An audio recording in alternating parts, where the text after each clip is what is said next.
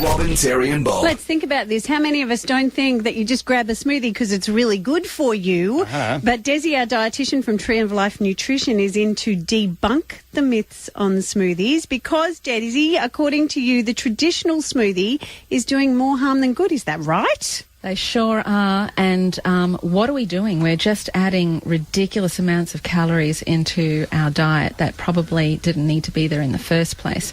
So I'll just quantify that. So if you've got a young child who doesn't eat breakfast, that's the best way to go. Make a smoothie. Put dairy in there, put some oats in there, put Wheat Bix in there, put some fruit in there. Brilliant. That is a fantastic breakfast alternative. You've got a sporty kid, again, same sort of deal. But for most of us, we really don't need all those calories.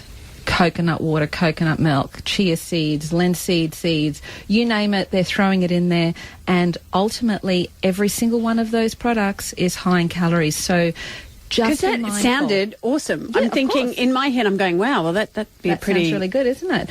I suppose if it's a meal alternative, that's fine, but we've got to balance it up, okay? But what's happening is we're having our meals and then we're having these as well. So what is a bullet or, Vitamizer great for? Vegetables. Hardly any of us get in enough vegetables. So if we blended veggies, kale, water, spinach, beetroot, cucumber, carrot. If we threw all of those colours into the blender and made up a vegetable smoothie, that is awesome. All of a sudden we've got our 5 serves in, zip calories, heaps of vitamins. Chuck one of those down on the bus and smile at your mates. Doesn't that look good? Hi! Oh, your mouth's got gangrene. What sort of, can I just ask quickly, what sort of calories are we talking in a smoothie? When we talk about vegetable smoothie, well, vegetable versus virtually nothing. And so versus the other one? It's going to be way less than 100 calories.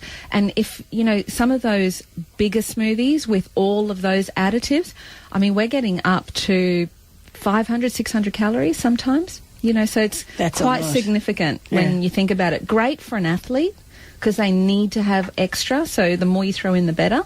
But not so good for the average population who really don't need all those calories. So, yes, you can get some of those really good things in, like how do we get fibre into our smoothie? Psyllium husks, no calories. Great way to put fibre into the diet.